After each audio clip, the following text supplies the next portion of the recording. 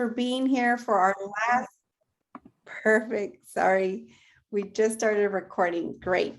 Thank you. So welcome everybody. Thank you for being here for our last Firme role model activity that we're doing, which I'm super excited that it actually lands on Indigenous Peoples Day. So that's something that I'm very excited that this day is really significant, because one of the things that I do want to acknowledge before we move on is that this is the first People's Day, Indigenous Peoples Day, where President Biden actually issued a proclamation on Friday to observe this October 11th as the day to honor Native Americans and their resilience and their contributions to American society throughout history. So this is really significant because many people from Latin America, people that identify as Hispanic or Chicanx folks, are also individuals that identify as Indigenous people to the Americas. So I'm very excited that we have our fabulous speakers here with us today.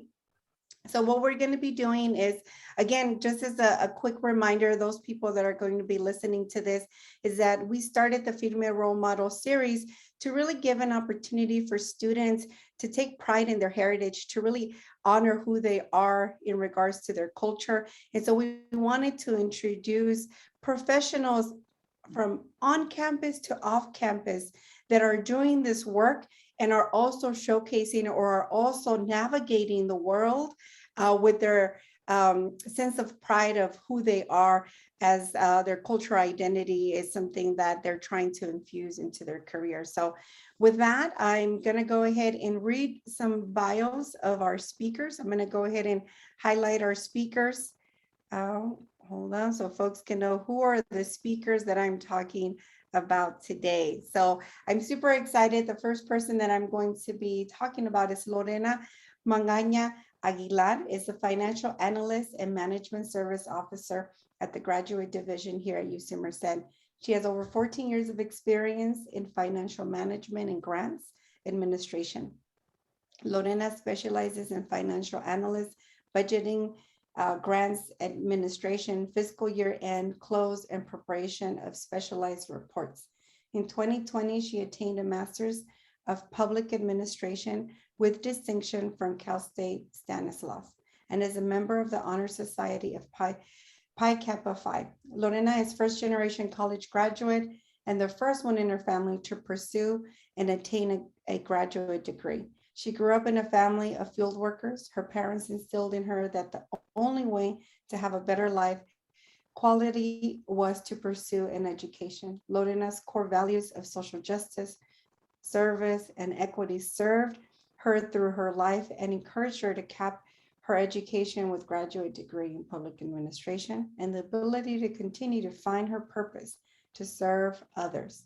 Lorena has a passion for serving for her community. She's currently serving as a finance officer for Staff Assembly and as a member of the Language Accessibility Committee here at UC Merced.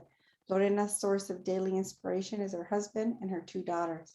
In her free time, Lorena likes to read, dance, and hike. So thank you again, Lorena, for being here. Really appreciate it. Our next person that we have is Alicia, and then Popoff. I'm not sure how to say your name, Alicia. Say it one more time for us so we can know. Popoff. Popoff. So Alicia Popoff brings 15 years of healthcare experience to her position as Assistant Vice President in Ultimate Health Services. She began her healthcare career at the Kaiser Permanente in 2006, working in various roles in ambulatory, emergency, and auxiliary operations, as well as consulting. As a member of her medical center's leadership team at Kaiser, Alicia oversaw the medical center efforts in strategic planning with focus on improving quality of operational efficacy. And she served as a member of Kaiser Permanente's Healthcare Innovation and Process Transformation and Reimaging Ambulatory Design Team. A mouthful there, but a lot of good work. Also joined the Ultimate as Assistant Vice President of Operations for Health Services in 2019, where she was responsible for the Patient Access, Patient Service Center, and various organizational projects then transitioned into ambulatory operations over primary care clinics in Los Angeles. An advocate for community health, patient access, and equitable quality care, Alicia continues to be a champion for diversity, equality, innovation, and strategy in healthcare. Alicia holds a bachelor's in arts in anthropology from the University of California, Los Angeles, and a master's of public health degree from the University of California, Los Angeles, UCLA. She's been involved in many campus organizations throughout her career as an Epsilon, I think that's it, right? Epsilon and Pi Delta Honor Society recipient. She's committed to continuous learning and improving the overall health of underserved communities. So I see a lot of intersections here from both of our speakers who come with a lot of sense of what equity, what service means in our community, which is really significant because many of our students are wanting to get into these types of careers. So I'm excited that we have a couple of questions that are going to guide us in this conversation. And then hopefully you all can, again, remember that the audience really is going to be our students here. And many of our students that we have, about 56% of our students identify within Hispanic Latinx. So having you all as potential role models is very important to us. So I'm gonna go ahead and move us on into some of the questions here that we have. So the question that I have for you, Lorena, is what were your experiences growing up? How did your identity or culture impact your career decisions? And so this is just a question again. I know that we got a lot from your quick bio, but anything else that you would like to share, Lorena? Sure. Thank you for having me. And let me tell you a little bit about my experiences growing up. Well, I grew up in Michoacan, Mexico, and I immigrated to the United States when I was 17 years old. And I grew up in a family of field workers, and we were a very close family. And my parents instilled on all of us the importance of education. Like we will always hear them telling us, you need to go to school, you need to pay attention, you need to do better, you need to go to university so that you have a better job that we do. You don't want to be working from sun to dawn in the heat, in the cold. So at a very early age, we all in my family, all my siblings and I, hear my parents talking about the importance of education. And by the way, I'm the oldest in my family. I have 6 siblings, 1 sister, 4 brothers. Wow. And so when I was 17, when I immigrated to the United States and I went to junior high school, it was a cultural shock at the beginning, but I was able, with the support of my family, to keep just going. I remember very vividly my first day at the high school because of my education from Mexico. I was put in a algebra class. I always liked math, so my first class was algebra, and this teacher was explaining everything there, and I was understanding, even though I wasn't understanding the words, but I was understanding the process that I saw on the board, right? But then the time came when the teacher started asking questions. For some reason, she chose me and asked me, and I didn't know what was she talking about, so I just stayed quiet. And then she asked again, and I just remained quiet because I didn't know what she was saying until someone in the class translated to me in Spanish. Oh, she's telling you this. I already forgot what the question was. But then I was like so scared, I was shaking, and they called somebody else to get me out of the class because it was not a bilingual class at that time. And to me, it was like very traumatic. I didn't even want to go back, but then at the end, I ended up going back. And I'm very happy that I did. Of course, my parents will never let me just wait like that because for them, education is very important. So anyways, after I graduated from the high school, I went to Firme College. And it took me close to 6 years to obtain my bachelor's in business administration because I didn't speak any word in English. So I have to, pass all the courses all the way until the level that you needed to transfer to the university. And then when I obtained my AA degree, then I transferred to CSU Stanislaus, and I obtained my degree in my bachelor's in business administration. And then life happens, but in my mind, I always wanted to continue to grow, and it was a personal and professional goal that I will someday attain a master's degree. And it wasn't until 2 years ago that I was finally able to go back to school and obtain my master's in public administration. So that was my the portion about my growing up with my how I attained my education. But now my first job. So actually, my first job was in the field with my dad, sorting pitches. And my dad didn't actually want to take me. I don't know why. He was like, no, you're gonna die over there. No, just go to school and do your thing. But then I really wanted to see and make some money in the summer so I can buy whatever I wanted. And well, he finally decided that it was okay for me to go. And of course, he took the opportunity to say, okay, this is not something, it's hard work. It's something that you don't want to be doing the rest of your life. See, that's why you need to focus on your education again. And then after that, after that job, and of course, and attaining my education, my first job was with a temp company doing accounting jobs. And in the meantime, I also was looking for a permanent job. And that's when I got my first job at an asbestos company as a full charge bookkeeper. And I worked there for a few years, close to 5 years.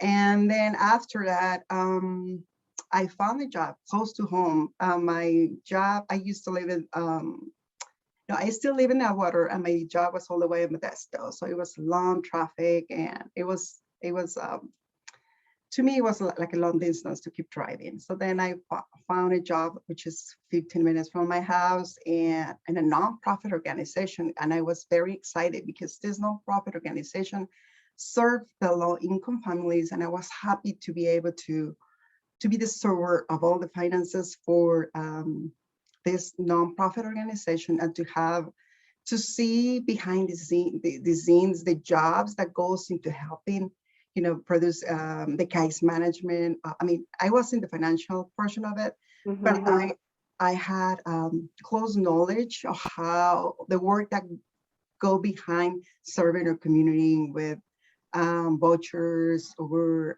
training for low income families and all of that. So I was happy there. And my first job in there was as an accounts payable clerk. And then I lasted there for 10 years. And then I was moving up within the organization until I was the assistant chief financial officer for this nonprofit organization. I was there for close to 10 years. And then I decided that it was time for me to move on, and what a better place to go to use Merced, to be the server of the financials for the university, and to be able to somehow find a way to help students or to be there. And that's when I started working at the School of Natural Sciences as a research administrator. And then after that, I'm currently working for the graduate division. I had the financial analyst and MSL for the graduate division. And again, I'm very happy to do the job that goes behind serving our community, behind serving our students, and making sure that we that we are a good steward of all the funds that are there available to serve our students and my community. I'm not sure if I answered the question, but no, you did. Thank you, Lorena. I appreciate it, because I think it's important for people to understand some of the technicality of the work that you've done and how you got to the position that you're at. And I just wanted to highlight that I'm really glad also about you sharing about your experience with your father in the fields in regards to him acknowledging that this is not for you. I know that I had the opportunity right after high school. My sister used to work at a job agency, and so she actually sent me to work for Neutrogena into this factory where it was very hard work doing packaging. And I remember a woman there told me, and I'm going to say this in Spanish because this is how she told me. She's like, ¿hablas español? ¿Hablas inglés? ¿Tienes papeles? ¿Tienes educación? ¿Qué estás haciendo aquí? Right? If you had the privilege of knowing 2 languages, you have the privilege of being a high school graduate, you have the privilege of having the status to be able to work, what are you doing here? Right? And so that kind of like clicked in my mind. And I think what your father did is something as a reminder, right? That we have options. And so even your transition from your jobs is, I think, significant because it showcases that your education has given you options. And this is what we want our students to have, is we want them to understand that they also, once they complete their degrees, they'll have more financial options and mobility, right? So thank you, Lorena. I'm gonna pass it over to Alicia in order for her to be able to give us a little bit more information or to give us an opportunity to get to know her a little bit more. So thank you again, Lorena. So Alicia, the question to you, and you can answer it in any way that you choose, is what were your experiences growing up? And then if you also have time, how did your identity or culture impact your career decisions? So thank you again for being here. Thank you very much. I feel so honored to share the stage with Lorena, and I want to keep listening to her talk as well. So thank you. Happy Indigenous Peoples Day. It is a very exciting day. I think especially as I share my story. I grew up in a small city, Baldwin Park in Southern California, in what I would call a typical Mexican family experience. Both of my parents worked. I was very lucky that they actually worked because I had the opportunity to have my grandparents take care of both me and my brother. So typical Mexican family where the grandparents are watching the kids so that the parents can do what they need to do. And I mostly spent time with my maternal grandparents, and I'm grateful for this time because I'd get to wake up early. I'd get to my grandmother's house. I'd smell the Folgers in the morning and her listening to El Cucuy de la Mañana. And really just being able to enjoy the mornings with both her and my grandfather. My father was born in Mexico, and he came over here when he was a child along with his siblings. He immediately moved with my grandparents to East LA, and at that time was called the Hazard Projects. Fortunately, my dad and my uncles, my aunts, they never got involved with any of the gangs that were in the area, but really had to have a strong head on their shoulders. And it was a lot of the values actually that Lorena mentioned as well, that really just being, having a strong work ethic. My mother was born here, same work ethic. My grandparents on my mom's side were from Zacatecas and Aguascalientes. So I learned Spanish before I learned English. I know it's a little deceiving with my married last name being Popoff, but I learned Spanish before I learned English. And like Lorena was mentioning, immersion wasn't really a thing back when I was growing up. If you knew more Spanish than you learned English, it was straight to the ESL classes, and it wasn't really embracing in the same way that it is today. So it's really nice to see all of that diversity and really what's happening today. I am very lucky where I have really maintained that language because of my grandparents. Growing up in Baldwin Park, it reminds me of very humble beginnings where my parents saved all of their money. My dad is a mechanic. My mom kept all of the bookkeeping, or keeps all of the bookkeeping for him. My grandfather was a construction worker on my mom's side, mechanic on my dad's side. So very blue collar, get your hands dirty kind of jobs. And I am lucky that I had such a great relationship with my parents. I always tell people that my first job was being my grandfather's. At 6 years old, I would clean the ladrillos. And so he would let me mix the cement by hand, and I would clean all his bricks. I don't know how good of a job I did, but he paid me in Milky Way bars, and that's all that I needed. We would go to our liquor store that he called El Pelon, and that's how I got my payment for the work that we did.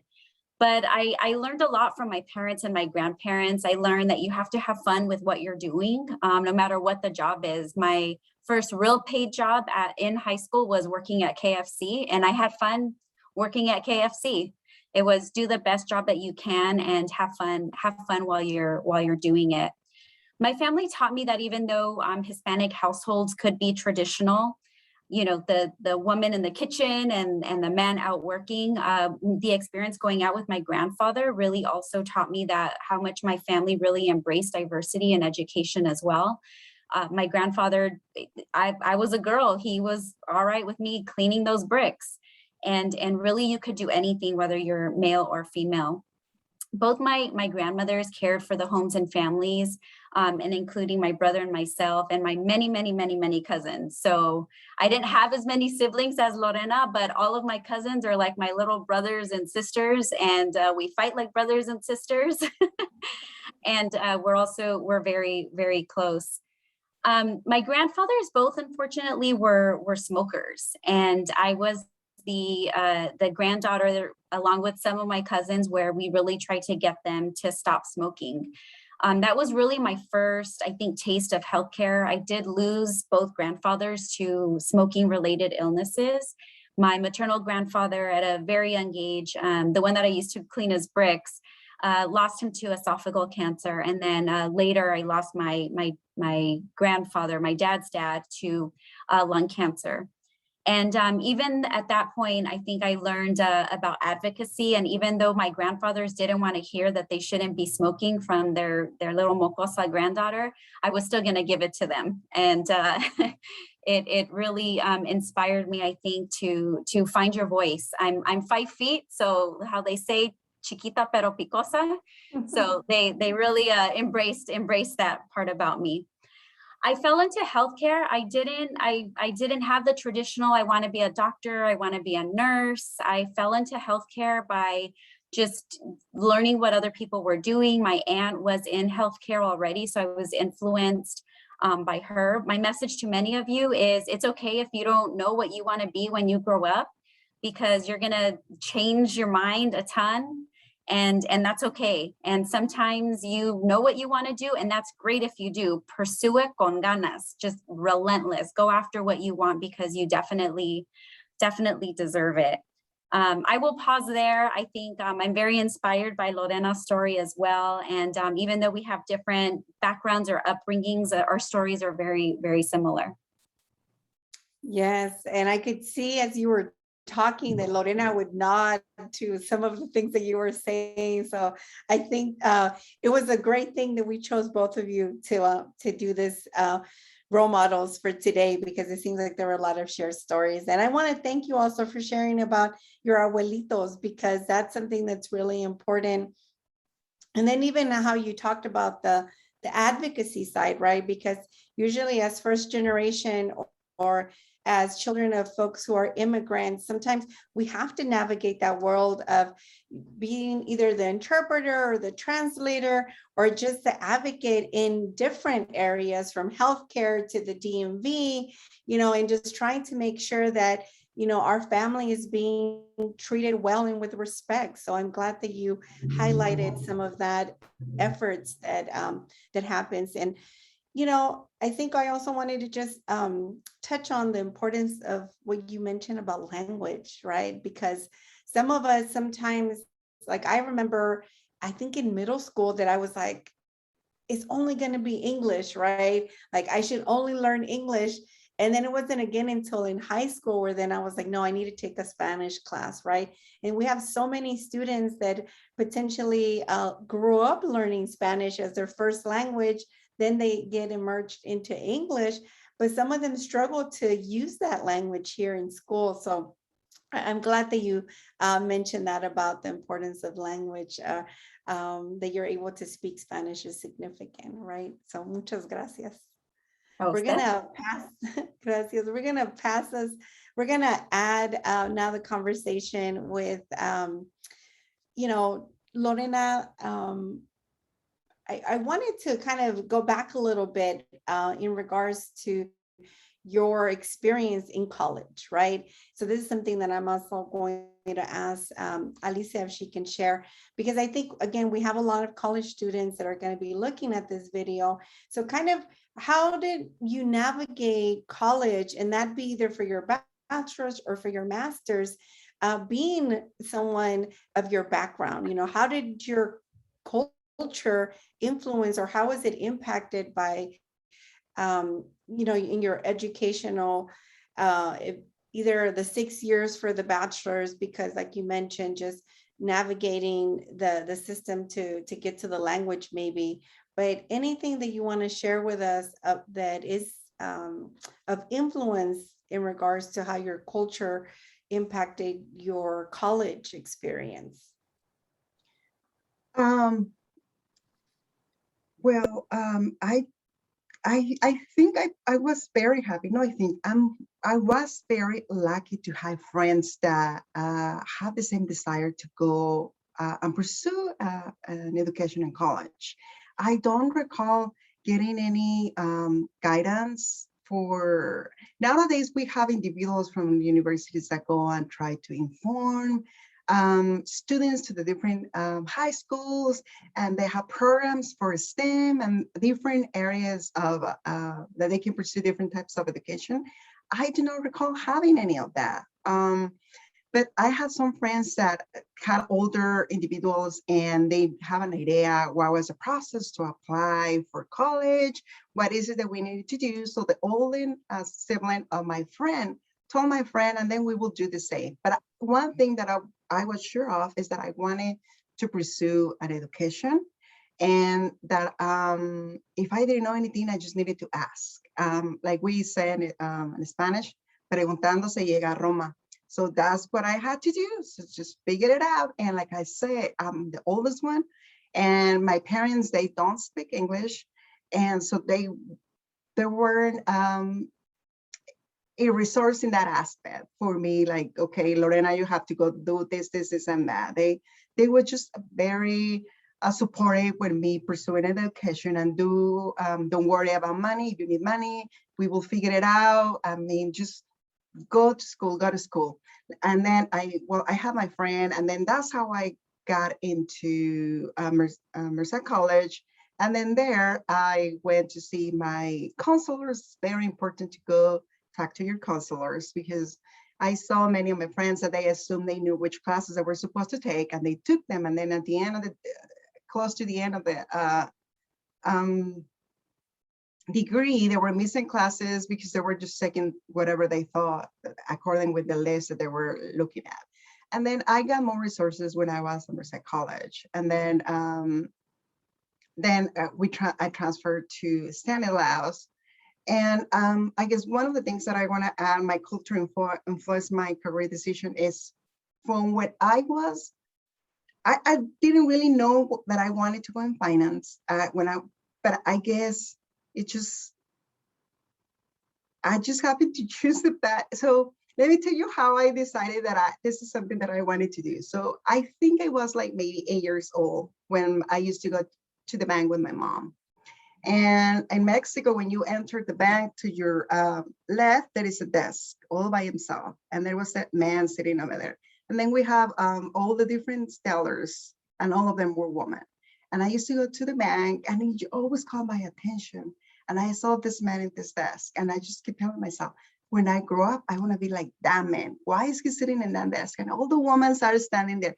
I want his job. I didn't know what was it until later on in life, I realized that he was the manager. See, I was just shooting high. I didn't even know that. That was that. And then that was when I was little. And then when I came to the United States, I noticed that people take advantage of the immigrant community. And I can give you 2 examples in the case of my family. One of them is like when they used to go to the bank, I noticed the statements. I mean, they don't know, they trust people. And because the finances is not something they don't know to trust them, right? So like they will say they would charge for services that they didn't receive. And then another good example is like when they do file the income taxes, I realized, I mean, like I said, we're 6 of us, and in my parents' income tax, there were only like 4 of us, and the two of us were missing. And back then, so apparently back then, the tax preparers used the kids' social security and somebody else's, and they used to do all these different things. Yeah. And take advantage of our community or immigrants, and in the case of my parents. So I decided that I wanted to do something about that. And when I went to Stanley also my first year, I had the opportunity to train with the IRS actually. So the IRS has this, it's called VITA or VITA, the Volunteer Income Tax Assistant. And I took the training and I wanted to help my community. And I set up my little desk in the library, and I tried to communicate as many people as possible. But they, not a lot of people took advantage of that. I guess, like I say, people doesn't really trust. It's not easy to trust other people when your finances, and especially young people, like when your parents go and see this young woman, like, and it's free. I don't think so. So that's another reason why my cultural shape, like reinforced my desire of going into the finance world, trying to help them. Yeah. I know, did I answer your question? No, this is perfect. I'm glad that you mentioned that, because I think this is really, sometimes some of our students, this is what's going to influence them, right? Many of them come in with one idea that this is who they're going to grow up to be, but many of them sometimes aren't aware of the fact that those experiences, life experiences, are influencing really and moving them towards career choices, right? That they sometimes don't think are career choices. Kind of even going back to Alicia in regards to the advocacy piece, right? You were already aware of it and also kind of creating advocacy. So I think that's really important. And the importance that I also love the fact that you saw someone, you're like, I want their job, right? Because that's something that, again, a lot of people don't think, right? Like, we have to expose ourselves to careers so then we can have choices. And sometimes if we limit ourselves, then it becomes even more challenging, right? Because we're only going to do what's in front of us. So I'm glad that even at a small age, you were already thinking big. And so you answered the question perfect, Lorena, gracias. So Alicia, the question that I have for you, and again, anything that you want to share about your culture influence, maybe just sharing, within your academic career, how did you navigate that, knowing, your cultural background, any information, any advice you can give to students as well would be, I think, helpful. Thank you. I will share that you're never too young to find a mentor. I am very lucky that as I think about my background, I had a tremendous Spanish teacher and high school counselor that saw something and were so incredibly helpful when I was going through the college application process. Like Lorena mentioned, a lot of times the parents don't have the experience, or I think at that time it was just going online as well. So the internet was just, now I'm dating myself, but the internet was becoming a thing. And so you can apply to school. It was like that weird, paper or online. And, but I had a lot of great mentors around me throughout my entire career. Even when I didn't do well in my undergraduate classes, I knew that I had people to fall back on, a network of individuals who would help and support. My husband and I have been together for a long time, and we had kids when I was an undergrad. And I had a great friend that would just send me a message and say, hey, what are you doing? I would say, I'm trying to write a paper. And she would show up at my house and she would pick up my kids. I got involved with a program called Hermanas Unidas, and that was just a really nice cohort of strong women who were there to help build each other up as well. And it did take me some time to go back to school for my master's, because I didn't know what I wanted to go back for. I didn't know if it would be in healthcare. And I, again, had people who were there supporting me all along the way. So I think, take advantage of the resources. The universities, especially the UC system, have great resources to help you. I had grants for different things to help me pay for whether it was childcare or a computer. There were many resources to take advantage of that.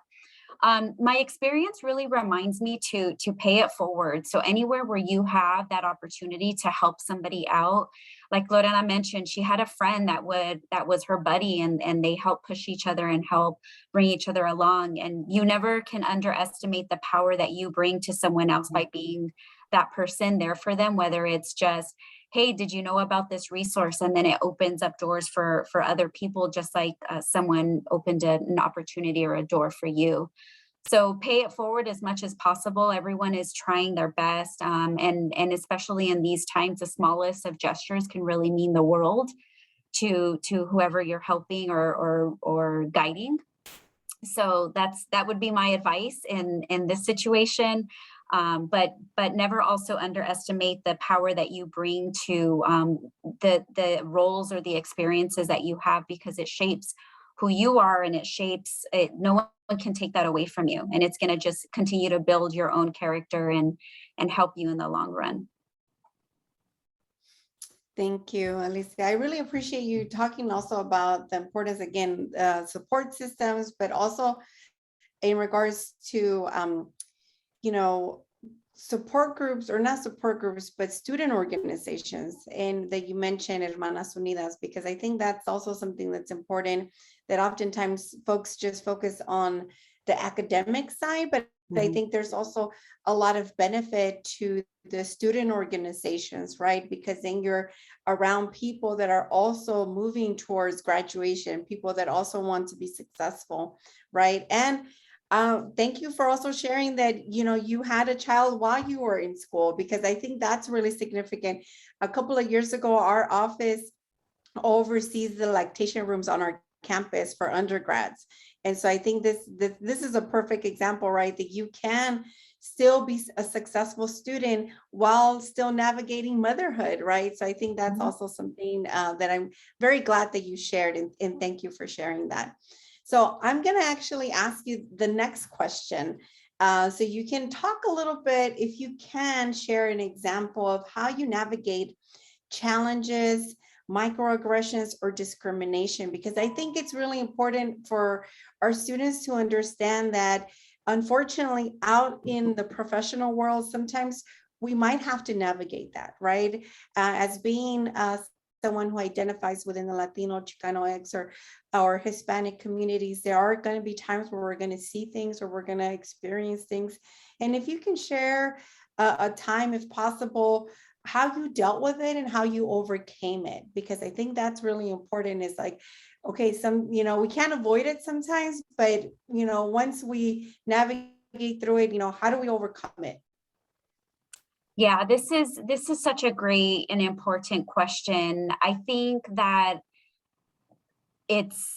some of us experience it in overt ways, and you mentioned microaggressions. Some of us don't experience in overt ways. I'm light-skinned. I'm the light-skinned Mexican, so I think I have not had as many experiences, because people don't really often think of that I'm Hispanic or Latina.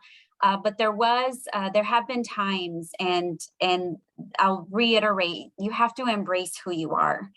I have a very big personality, and I'm good with that. I own who I am. We have to, again, it goes back to that advocacy and to help one another. I did have an experience where someone once shared with me, "Oh, I can tell you're Mexican from the time you open your mouth." And it was meant to be like not a compliment. And I was like, "Oh, thank you. You can tell I'm Mexican." And for me, it was more about embracing who I am and embracing the culture, and really owning that, because no one, again, can take that away. And if you can tell that I'm Hispanic from the way that I talk or the way that I dress or the values that I bring, I am more than good with that. So as you experience, whether it's being overlooked for roles or whether it's training opportunities, don't forget that you also have to be an advocate for yourself. And as you move along in your careers, I think there's nothing better than to help build each other up and grow. I had a boss once tell me, just because someone else's star is shining doesn't mean that yours shines less bright. And it's true, because we're all here to help each other and make the communities better places. And I think if you continue to surround yourself by strong, supportive people, then you co-create that environment. And so I think it's just a reminder, don't ever lose who you are. I was joking with colleagues the other day that I didn't know that slip and slides were like a real thing. My uncle, he used to get a tarp out in the backyard, and he used to throw dishwashing soap on it, and that was our slip and slide.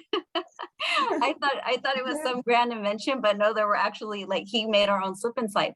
I would never want to change that experience. I bet my tarp was way more durable than, the slip and slides that were out in the stores. And so it's really, making sure that you own your identity and never be embarrassed, and help others get to that place as well. Thank you. That's beautiful, and ending it in that sense of getting people to that place, right? Because you're going to run into folks that are struggling with their identity and not really sure if they want to share their cultural background, but it's important to still lend that helping hand. So I'm glad that you're mentioning that about the supporting one another, because oftentimes I think our society really makes it where you have to, because we're in a capitalist society, it's just, once you make it big, that's it, pull up the ladder behind you. But I'm glad that you're reiterating that about helping and supporting others, because really that's the only way that our community can really be successful, if we're helping each other. So thank you for sharing that, and for sharing the example of resiliency, right? And not letting someone's issue with our culture become something that defines us. So thank you for sharing that example as well, Alicia. So I'm gonna move us over to Lorena to share, if you can, an experience or how you overcame a challenge, a discrimination, or a microaggression, how you overcame it. Sure. Alicia, I really appreciate you sharing about the importance of embracing your culture and own it and be proud of who you are. Because I'm going to be honest with all of you, it took me a while to embrace my culture, who I was. And the reason why is because you try, I remember when I was younger, you try to fit into this new culture. And then there is people that make you feel like you're looking at you in a different way because you speak Spanish or the way you speak English, and then you're just trying to fit into this new culture, and sometimes like even like feeling embarrassed about your ethnicity. But I guess it's just a process that we some of us go through, and I just wish that I had realized sooner that being Hispanic is a source of pride. And even my accent, I'm proud of my accent. I speak 2 languages. Not a lot of people can say that. I'm biliteral. I'm not going to pronounce that. I'm biliteral. Speak, read, and read both languages. Not a lot of people can say that. But going back to your question, Jasenia, I'm very lucky to say that I haven't experienced, I haven't had an experience where I'm attacked, insulted, or harmed because of my color or ethnicity. But I have come to realize that I have had experience of people making fun of my accent, the color of my skin, or they make comments about my traditions and food. and even my culture. And I didn't know there was a terminology for all of that until recently, like microaggressions. Yes, I have experienced that throughout my life, but I didn't know to attach a name to it. It just kind of became a norm when you hear all the time in different places. Oh yeah, oh, you have a cute accent, but not in a nice way. Or, when you hear all the time, it's like, okay, I guess. But how do I deal? I think my advice for students and everyone is to educate yourself, know your rights, know policy, know your resources. Don't be afraid to reach out for help. Know where to go, know who to contact. And I also believe that some people has misinformation. And I have seen opportunities when there is having this, people make some comments. Sometimes you ask them, can you elaborate more? I want to learn why you have this opinion. Sometimes they cannot even support their argument, or is it because they're missing information, or they were misinformed? And sometimes there is an opportunity to educate the other person, but sometimes, but there is times that it's not even worth it. Just let it go. Your well-being and your mental health is more important than trying to correct some individuals that just don't have the capability to understand or to embrace other point of views. Thank And you. Sorry, continue. I just wanted to mention another example about a stereotyping as well. And it is sad that sometimes it runs even in within your family. I remember one time that my mom went to Mexico and she happened to visit and to see some other relatives, and parents like, oh, how's your son doing? How's his what did he work, and blah blah blah. And he came for the turn that my mom was asked, so how is Lorena, how is she doing? Just where does she work? And they were having this conversation, and then my mom, she told my aunt, oh, she's doing good. She's currently working at the university at UC Merced. And then my aunt responded was like, oh yeah, is she babysitting? Like they're and then my mom goes, no, she's working on whatever she studied for. Like she didn't even know like how to respond. But to me, it goes back to say that this form of stereotyping that even when in our own families and culture is that you don't think that you can, we have the capability to go more or outside of the service, out of the service job. Like, it's like most people think of Hispanic individuals like, oh yeah, they always work in the service, which I have nothing against any of the service jobs. They're really hard and they're not like well compensated for all the work and labor that goes into it. But it seems like people seem to think that Hispanic are just for go to work in the fields and the service and nothing else. Mm-hmm. And it hasn't been only once. In one occasion when I work at a nonprofit organization, this nonprofit organization had a cafeteria that prepared food for people, and it was open to the public. And I happened to be there, and there was a couple of white individuals, and they were getting their lunch, and they were telling me, oh, the lunch is so good, this and that. And then I was like, yes, the food here is really, really good. And then the man looked at me and he goes, so do you cook it? And I'm like, well, no, I'm actually the assistant CFO. I work in the finance department. Mm-hmm. They're like, oh, okay. But I don't know. It's just this, we need to do a better job to believing in the capabilities within our own people, within our own within our own group. Mm-hmm.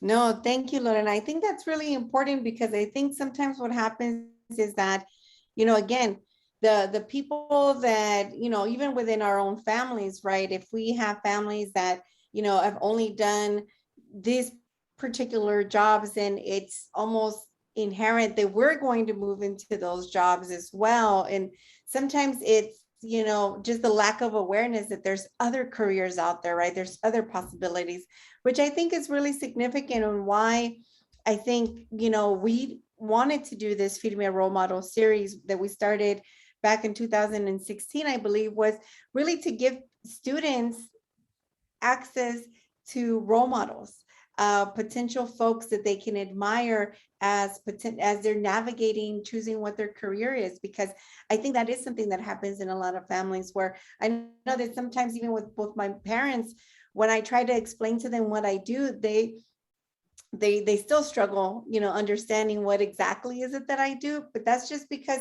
they had very limited exposure to, careers, right? My mom was just a garment. She worked in the garment district, and then my father was a baker. And so that's all they knew. That's all they were exposed to, right? But I think this is a great experience for students to see this, and then see the possibility of where they can move towards.